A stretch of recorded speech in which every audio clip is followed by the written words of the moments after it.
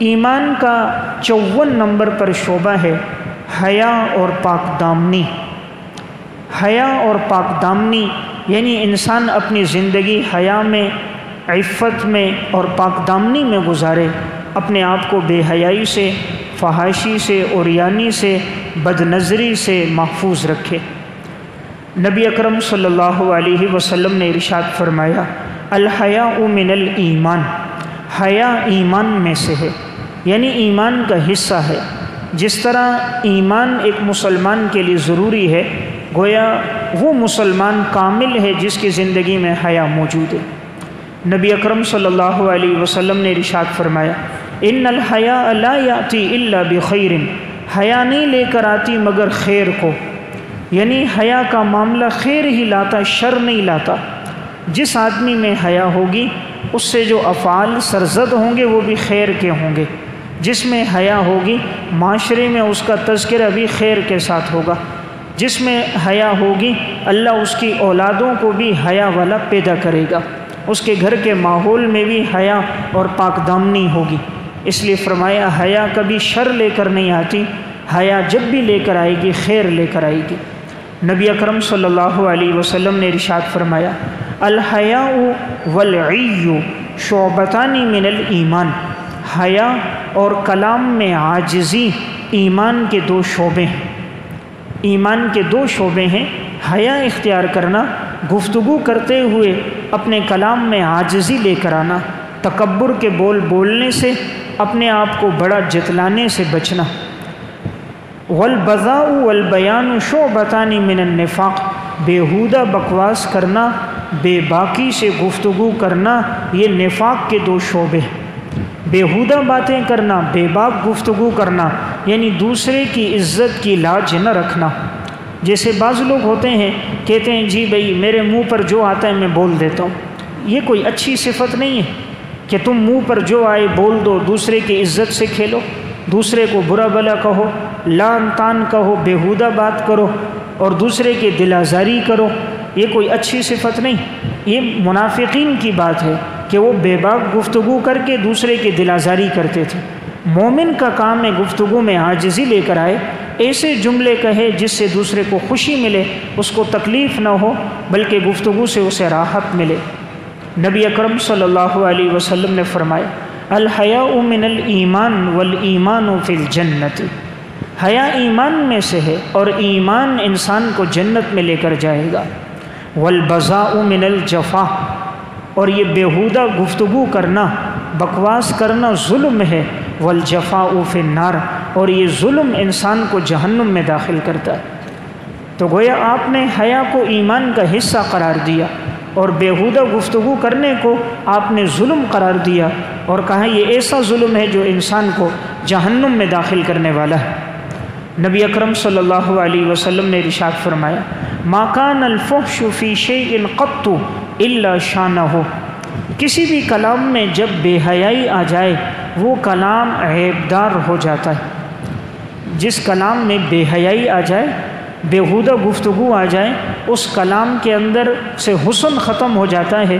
ولا کان الحیاء فی شیء قط الا زانہ، اور جس کلام میں حیا موجود ہو اللہ اس کو خوبصورت کر دیتا ہے۔ یعنی جہاں حیا ہوتی ہے وہاں خوبصورتی ہوتی ہے، اور جہاں بیہودہ گفتگو ہوتی ہے اللہ تعالیٰ اس کلام کو عیبدار بنا دیتا ہے۔ حیا اور ایمان 2 جڑواں بھائی ہیں۔ آپ نے فرمایا جب کسی قوم سے ایک چلی جائے تو رفتہ رفتہ اس سے دوسری بھی چلی جاتی ہے۔ رسول اللہ صلی اللہ علیہ وسلم نے ارشاد فرمایا، الحیاء والایمان قرینا جمیعا، حیا اور ایمان دونوں ایک ایک ساتھ ہیں، دونوں ساتھ ساتھ چلتے ہیں۔ فَإِذَا رُفِعَ أَحَدُهُمَا رُفِعَ الْآخَرُ، جب کسی سے ایک لے لیا جائے اس سے دوسرا بھی چھین لیا جاتا ہے۔ اس لیے آپ دیکھیں جن قوموں میں حیا نہیں ہوتی ان سے ایمان بھی چلا جاتا ہے، اور عموماً زیادہ بے حیا وہی لوگ ہوتے ہیں کہ جن کی زندگی کفر پہ گزر رہی ہوتی۔ مومن میں اللہ نے فطرتی طور پہ حیا رکھی، اور اب اگر وہ اپنی حیا کو زائل کر دیں فحاشی عریانی میں، ایک وقت آتا ہے پھر دل سے ایمان بھی چلا جاتا ہے۔ تو اس حدیث سے معلوم ہوا ایمان اور حیا کا بڑا تعلق ہے، تو جس کی حیا گئی اس کا ایمان رخصت ہو جاتا ہے۔ نبی اکرم صلی اللہ علیہ وسلم نے ارشاد فرمایا استحیوا من اللہ حق الحیا، تم اللہ سے اس طرح حیا کرو جس طرح حیا کرنے کا حق ہے۔ صحابہ اکرام نے پوچھا یا رسول اللہ حیا کرنے کا کس طرح حق ہے کہ ہم اللہ سے حیا کریں؟ آپ صلی اللہ علیہ وسلم نے ارشاد فرمایا وَلَكِنْ مَنِ اسْتَحْيَا مِنَ اللَّهِ حَقَّ الْحَيَا فَلْيَحْفَظِ الرَّأْسَ، اللہ سے حیا کرنے کا مطلب ہے تم اپنے سر کی حفاظت کرو، وما وعا، اور سر میں جو محفوظ دماغ اس کی حفاظت کرو۔ اللہ سے حیا کا مطلب ہے اپنے سر کی حفاظت کرو اور سر میں موجود دماغ اس کی حفاظت کرو، یعنی اپنی نگاہوں کی حفاظت کرو، اپنے کانوں کی حفاظت کرو، زبان کی حفاظت کرو، دماغ کی حفاظت کرو۔ وَلْيَحْفِظِ الْبَطْنَ وَمَا حَوَى، اپنے پیٹ کی حفاظت کرو اور جو کچھ پیٹ کے اندر ہے، یعنی پیٹ کے اندر جو ہے وہ حرام نہ جائے، اپنے آپ کو حرام سے بچاؤ۔ وَلْيَذْكُرِ الْمَوْتَ وَالْبِلَى، موت کو یاد رکھو اور جسم کے بوسیدہ ہونے کو یاد رکھو کہ ایک وقت آئے گا جسم بوسیدہ ہو کر مٹی ہو جائے گا۔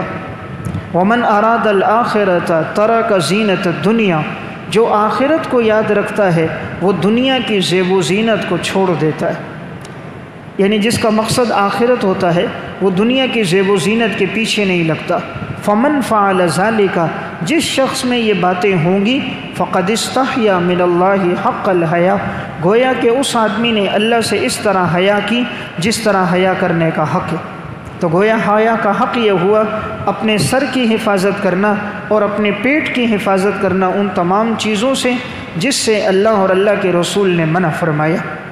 جب انسان کی زندگی میں حیا ختم ہو جاتی ہے تو یہ اس کی بدبختی کی نشانی ہوتی ہے۔ نیک بخت آدمی کی زندگی میں حیا ہوتی ہے، بدبخت آدمی کی زندگی میں بے حیائی ہوتی ہے۔ حضرت فضیل بن عیاض رحمۃ اللہ علیہ کا قول ہے، فرماتے ہیں خمس من علامات الشقا، 5 باتیں بدبختی کی نشانی، 5 باتیں بدبختی کی نشانی ہیں۔ نمبر 1 القسوۃ فی القلب، دل کا سخت ہو جانا، دل کا سخت ہو جانا۔ جب دل سخت ہو جائے، ہدایت کی بات دل پر اثر نہ کرے تو سمجھنا چاہیے انسان بدبخت ہو گیا، اور جب یہ نیک بخت ہوگا تو ہدایت کی بات، اللہ رسول کی بات فوراً دل پر لگے گی اور دل چاہے گا میں بات سنتا رہوں اور میں اس پر عمل کرتا رہوں۔ نمبر 2 وہ جمود العین، جب انسان بدبخت ہوتا ہے اس کی آنکھوں سے آنسو نہیں بہتے، آنکھوں سے آنسو نہیں بہتے، اور جب نیک بخت ہوتا ہے آنکھوں سے آنسو بہنے لگ جاتے ہیں۔ کسی کو مصیبت میں دیکھتا ہے آنسو بہتے، اپنے گناہوں کو یاد کرتا ہے رونے لگ جاتا ہے، قرآن سنتا ہے آنسو بہنے لگ جاتے ہیں، کسی کو مصیبت میں دیکھتا ہے رونے لگ جاتا ہے، یعنی جس کو تکلیف میں دیکھے یوں محسوس ہوتا ہے گویا اس کے اپنے اوپر تکلیف آ گئی۔ اور جب بدبخت ہوتا ہے تو مظلوموں کا، غریبوں کا، یتیموں کا تذکرہ ہوتا ہے اور وہ ان کا مذاق اڑا رہا ہوتا ہے، وہ ہنس رہا ہوتا ہے، اس کے سامنے بات کرو وہ اپنے انٹرنیٹ اور کیبل میں لگا ہوا ہوتا ہے۔ سمجھنا چاہیے کہ انسان بدبخت ہے۔ نمبر 3 وقلۃ الحیا، جب بدبخت ہوگا حیا زندگی سے ختم ہو جائے گی، حیا ختم ہو جائے گی، پھر انسان کی زندگی نیٹ اور کیبل میں فحاشی اور یعنی بے حیائی میں گزرے گی۔ نمبر 4 الرغبۃ فی الدنیا، جب بدبخت ہوگا دنیا کی طرف رغبت کرے گا، نیک بخت ہوگا آخرت کی طرف رغبت کرے گا، اعمال کی طرف متوجہ ہوگا۔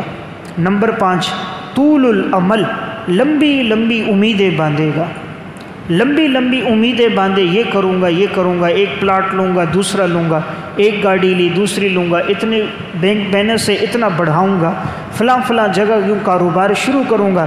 جب یہ لمبی لمبی امیدیں باندھنا شروع کر دے سمجھنا چاہیے بدبخت ہوگا۔ نیک بخت جو انسان ہوگا اس کی امیدیں لمبی نہیں ہوں گی، اس کی فکر آخرت کی فکر ہوگی، آخرت کے لیے سوچے گا۔ تو بہرحال میں عرض کر رہا تھا نیک بختی کی علامت حیا کا ہونا، بدبختی کی علامت زندگی سے حیا کا چلا جانا۔ نبی اکرم صلی اللہ علیہ وسلم نے ارشاد فرمایا نساء عاریات کاسیات، ایسی عورتیں جو بے لباس ہوتی ہیں، برہنہ جسم والی ہوتی ہیں، مائلات، مردوں کو اپنی طرف مائل کرنے والی، ممیلات خود مردوں کی طرف مائل ہونے والی، لا يدخلن الجنہ ایسی عورتیں جنت میں داخل نہیں ہوں گی، ولا یجدن ریحھا یہ جنت کی خوشبو بھی نہیں پائیں گی، وریحھا توجد من مسیرۃ 500 عام حالانکہ جنت کی خوشبو 500 سال کی مسافت پر محسوس ہوگی۔ نبی اکرم صلی اللہ علیہ وسلم نے اس حدیث میں فرمایا کہ جو عورتیں نیم برہنہ لباس پہنیں، یعنی اتنا باریک لباس ہے کہ جسم نظر آ رہا ہے، اتنا تنگ لباس ہے جسم کی ساخت نظر آ رہی ہے، لباس ایسا پہنا ہے جس کی وجہ سے جسم کے اعضاء نمایاں نظر آ رہے ہیں، یہ مردوں کو اپنی طرف مائل کر رہی ہے، مرد اس کی طرف مائل ہو رہے ہیں۔ فرمایا ایسی عورتیں جنت میں داخل نہیں ہوں گی۔ فرمایا جنت میں جانا تو دور کی بات، جنت کی خوشبو بھی نہیں پائیں گی، حالانکہ جنت کی خوشبو 500 سال کی مسافت پر محسوس ہوگی۔ تو ہمیں اپنے گھر والوں کو، بچیوں کو یہ حدیث سنانی چاہیے، اہتمام کرنا چاہیے، انہیں باریک لباس سے بچانا چاہیے۔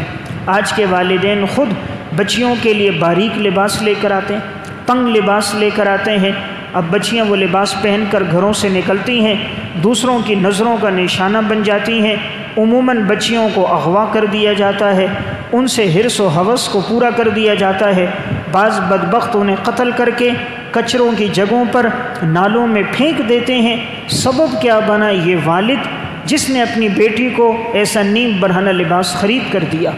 سبب کیا بنا؟ یہ باپ اور شوہر جس نے گھر میں انٹرنیٹ اور کیبل لگایا کہ بچیاں نیم برہنہ لباس دیکھتی تھیں، وہ کیبل اور فحاشی کے اندر ہر آنے والے دن میں زیب و زینت کی نئی نئی چیزیں دیکھتی، پھر اس کی فرمائشیں کرتی اور پھر وہ پہنتی، اور انہوں نے پھر اپنی زندگی آوارگی میں گزار دی۔ خدا نہ کرے عورت بے حیا ہو جائے، اگر یہ بے حیا ہو جائے یہ سارے حدود کو کراس کر دیتی ہے، پھر یہ نہ بیٹے کی عزت کا لحاظ رکھتی ہے، نہ باپ کا، نہ شوہر کا خیال رکھتی ہے، نہ بھائی کا۔ گھر سے بھاگ جانا، اپنے جسم کی نمائش کر دینا، نیم برہنہ ہو کر سیلفیاں بنا دینا، غیر مردوں کے ساتھ اختلاط کر دینا، پھر ملک چھوڑ کر دوسرے ملک جا کر ساری زندگی اپنی عزتوں کا سودا کر دینا۔ ذریعہ کیا بنا؟ یہ باپ کہ جس نے اپنا حق نہیں ادا کیا۔ اسے معلوم تھا کہ شریعت نے تعلیم دی کہ باریک لباس سے بچاؤ، اسے پردے کی زندگی دو، ہم نے نہیں دیا۔ بعد میں خود پھر انسان اس قابل نہیں رہتا معاشرے میں آنکھ اٹھائے، جہاں جاتے ہیں بتایا جاتا ہے فلاں کی بچی گھر سے نکل گئی اور فلاں فلاں جگہ موجود ہے اور اپنی عزت کو بیچ رہی ہے۔ تو بہرحال رسول اللہ صلی اللہ علیہ وسلم نے بڑے سخت الفاظ میں تنبیہ فرمائے، جو نیم برہنہ لباس پہنے، فرمایا وہ جنت کی خوشبو بھی نہیں پائے گا۔ رسول اللہ صلی اللہ علیہ وسلم نے ارشاد فرمایا، آپ نے فرمایا ان عورتوں کے بارے میں کامثال اسنمۃ البخت المائلہ لا يدخلن الجنہ، یہ وہ عورتیں ہوتی ہیں جو اپنے بالوں کو یوں سروں پہ باندھ دیتی ہیں جس طرح بختی اونٹ کی کوہان ہے، جس طرح اس کا کوہان ابھرا ہوا ہوتا ہے، اس طرح وہ عورتیں جو اپنے سروں کے بالوں کو اس طرح اپنے سر کے اوپر باندھ دے، آپ نے فرمایا ایسی عورتیں بھی جنت کی خوشبو بھی نہیں پائیں گی۔ تو بہرحال ہمیں حکم دیا گیا ہے حیا اور پاک دامنی کی زندگی انسان گزارے۔ حضرات سلف کی بیویوں میں ان کی زندگی اسی طرح حیا اور پاک دامنی کی زندگی ہوتی تھی۔ علامہ ابن قیم رحمۃ اللہ علیہ نے روضۃ الطالبین و نزہۃ المشتاقین میں واقعہ لکھا، ایک عورت حج کے ارادے سے نکلی، لیکن اس کے پاس اتنی رقم نہیں تھی کہ سواری خرید سکے، نہ کرائے پر لے سکتی تھیں، لیکن اس کا ارادہ موجود تھا۔ علاقے میں ایک شخص کو پتہ چلا کہ یہ حج کے سفر سے جانا چاہ رہی ہے، اس نے اپنی سواریاں اس طرح مفت دینا شروع کی اور ان کی طرف بھی پیغام بھیجا کہ تمہارا اگر سفر ہے تو تم میری سواری پہ جاؤ، میں تم سے کرایہ نہیں لوں گا۔ یہ سمجھے واقعی کوئی میرے ساتھ خیر خواہی کر رہا ہے اور مجھے حج کے سفر میں سواری فراہم کر رہا ہے۔ تو عورت سفر میں نکل گئی، سفر چلتا رہا، ایک جگہ رات کو پڑاؤ ڈالا گیا، قافلے والے سب آرام کر رہے تھے، مرد الگ آرام کر رہے تھے، عورتیں الگ تھیں۔ یہی شخص رات کے بالکل اندھیرے میں جب سناٹا چھا گیا اس کے طرف آیا اور اپنے پاؤں سے اسے ٹھوکر دی، لڑکی کی آنکھ کھل گئی تو اس نے کہا کوئی دیکھنے والا موجود نہیں ہے، مقصد تھا کہ میں اپنے حرص کو، خواہش کو تم سے پورا کرنا چاہ رہا ہوں۔ اس لڑکی نے آگے سے کہا تجھے شرم نہیں آتی؟ حج کا سفر ہے، اتنے بڑے کام کے لیے جا رہے ہیں اور تیری غلط نیت ہے۔ تو اس نے فوراً ایک جملہ کہا، دیکھو کوئی جاگ تو نہیں رہا؟ اس نے کہا نہیں، سارے سو رہے ہیں، کوئی نہیں جاگ رہا۔ اس نے کہا کیا رب العالمین کی آنکھ بھی سو گئی؟ یعنی اللہ تو جاگ رہا ہے، اللہ تو سونے سے پاک ہے۔ بس یہ جملہ کہا، غیر اختیاری طور پر ایک چیخ نکلی، وہیں اس کا انتقال ہو گیا۔ یعنی ایسے اور حیا میں، پاک دامنی میں زندگی گزارنے والی عورتیں ہوتی تھیں۔ شیخ عبدالحق محدث دہلوی رحمہ اللہ کے مکتوبات میں ایک واقعہ ہے، ہندوستان میں قحط سالی ہو گئی، پانی بالکل نہیں تھا، مسلمان دعا کرتے رہے، بارش نہ ہوئی۔ ایک دفعہ یہ نماز استسقاء کے لیے باہر جمع ہوئے، نماز پڑھ رہے تھے، ایک قافلہ گزر رہا تھا۔ عرب کے ایک نوجوان نے پوچھا کیا بات ہے تم جمع ہو؟ کہا بارش نہیں ہو رہی، اتنا عرصہ ہو گیا۔ یہ نوجوان اپنی والدہ کی طرف گیا، اس کی والدہ اونٹنی پہ سوار تھی، چاروں طرف سے وہ اونٹنی پہ کپڑا تھا اور نظر نہیں آ رہی تھی۔ تو انہوں نے اپنی والدہ کے دامن کو پکڑا، آسمان کی طرف ایک نگاہ ڈالی کہ یا اللہ، میں نے جب سے ہوش سنبھالا آج تک میں نے نہیں دیکھا میری ماں نے کسی غیر محرم کو دیکھا ہو اور نہ غیر محرم کی نگاہ میری والدہ پہ پڑی ہو۔ ساری زندگی انہوں نے اتنی حیا میں، پاک دامنی میں زندگی گزاری ہے۔ یا اللہ، اگر یہ عمل تیرے ہاں قبول ہے تو بارش برسا۔ جیسے دامن ابھی چھوڑا نہیں تھا، اللہ نے تیز موسلادھار بارش شروع کر دی۔ یہ ہے حیا اور پاک دامنی میں زندگی گزارنا۔ تو ایمان کا یہ شعبہ ہے کہ انسان اپنی زندگی حیا میں گزارے۔ نبی اکرم صلی اللہ علیہ وسلم نے ارشاد فرمایا، ایما امرأۃ استعطرت، کوئی عورت اگر خوشبو لگا کر گھر سے نکلے، فمرت علی قوم، ایک قوم کے پاس سے گزرے، لیجدوا ریحھا فہی زانیۃ، تاکہ لوگ اس کی خوشبو کو محسوس کرے تو یہ عورت زانیہ ہے، زناکار ہے۔ وکل عین زانیۃ، اور ہر آنکھ جو اسے دیکھنے والی ہے وہ بھی زناکار ہے۔ یعنی آپ صلی اللہ علیہ وسلم نے یہ فرمایا کہ کوئی عورت اگر خوشبو لگا کر گھر سے نکلتی ہے، مقصد ہے کہ غیر محرم مجھے دیکھیں، وہ میری طرف متوجہ ہو جائیں، اس نیت اور ارادے سے نکلی ہے، آپ نے فرمایا یہ عورت زانیہ عورت ہے، اور جو اس کی طرف دیکھتا ہے گویا وہ بھی زانی ہے۔ عورت کو حکم یہ ہے کہ وہ خوشبو لگائے لیکن اپنے شوہر کے لیے، زیب و زینت اختیار کرے لیکن اپنے گھر میں۔ لیکن آج گنگا الٹی چل رہی ہے، گھر کے اندر تو عموماً بیہودہ لباس، اور گھر کے اندر تو جسم سے تعفن اور بدبو اٹھ رہی ہوگی، لیکن جب باہر نکلنا ہوگا، شادیوں کی مجلسوں میں، بازاروں میں جانا ہوگا، کسی کے ہاں جانا ہوگا تو عموماً عورتیں خوشبو لگا کر نکلتی ہیں۔ اس سے شریعت نے منع کیا ہے۔ تو یہ حدیث انہیں بتانی چاہیے کہ خوشبو لگانا ہے تو انسان گھر میں لگائے، گھر سے نکلتے وقت صرف اتنی ہو جو محسوس ہو، اتنی تیز خوشبو کہ مرد اس کی طرف متوجہ ہو جائیں، ایسا کرنا شرعاً جائز نہیں۔ تو بہرحال رسول اللہ صلی اللہ علیہ وسلم نے ہر اس چیز سے منع فرمایا جو عورت کی عزت کی خرابی کا ذریعہ بن سکتی ہے۔ آپ کا مقصد ہے عورت کی زندگی حیا میں اور پاک دامنی میں گزر جائے، اس لیے انسان کوشش کرے خود بھی پاک دامنی میں زندگی گزارے، اپنے گھر کے ماحول میں بھی رکھے، نگاہ رکھے اس کے بیٹے اور بیٹیاں کہیں موبائل کا غلط استعمال تو نہیں کر رہے، کہیں ان کی زندگی انٹرنیٹ اور کیبل کے منفی استعمال میں تو نہیں گزر رہی۔ اگر گزر رہی ہے تو انہیں اس سے محفوظ رکھا جائے، بالغ ہوتے ہی فوراً نکاح کر دیا جائے تاکہ ان کی عزت، آبرو اور نگاہیں محفوظ ہو جائیں، ان کی جوانی محفوظ ہو جائے اور وہ بڑے گناہ سے بچ جائیں۔